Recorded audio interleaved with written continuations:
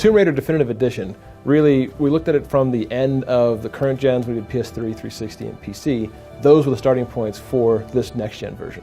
What we find the most, I should say, on next-gen is it's about the particle systems, it's about the environmental effects, it's about the movement, and that kind of sense of immersion that people want in a world in next-gen.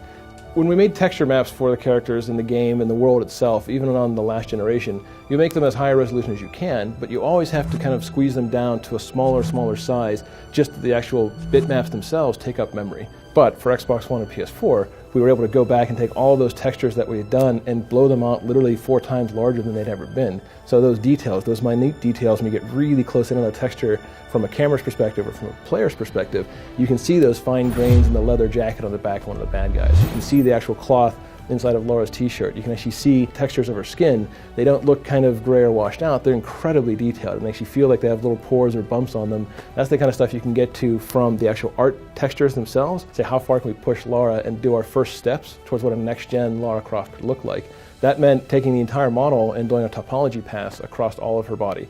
Physics as far as the objects attached to her, but also the shape of the body itself is pretty much the same, but higher resolution. The texture maps are higher resolution. And then from the head and the face, all that was rebuilt from scratch to give kind of a new look for what we think a next-gen Lara could be. But we also did something specific for her skin called subsurface scattering. When you add subsurface scattering, it means the light goes through the surface to that kind of right beneath the surface of the skin, spreads out or scatters, and actually gives that kind of soft glow, or kind of a soft illumination to the object, or to the, in this case, her skin. So it gives a much more realistic look. That, on top of everything else we did for Lara, really makes her stand out in a way that, when you look at them side by side, is very, very impressive. Now, once we had that physics system, we said, let's apply that to the world.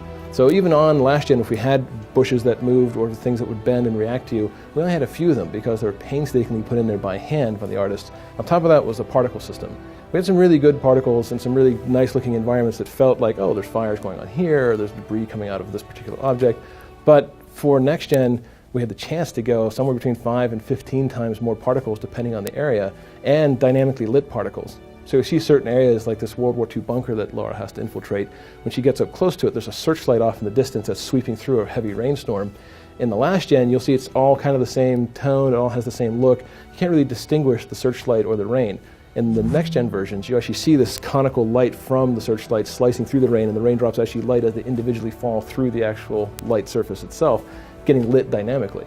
And that kind of richness, some of the areas, for example, when she's escaping one of the Solari fortresses, the smoke now pools onto the ceiling. So you actually have this much thicker, heavier sensation in the air.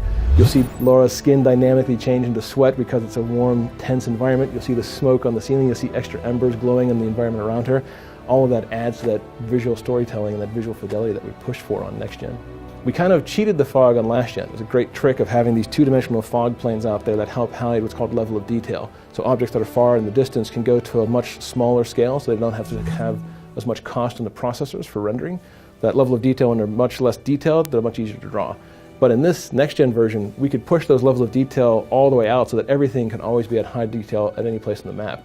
That means there is no kind of mysterious Claritin-like effect where there's this gray fog over the screen. That's all been pulled off. So instead, everything you see is always there. You don't have weird shadow lines. You don't have objects kind of disappearing in the distance.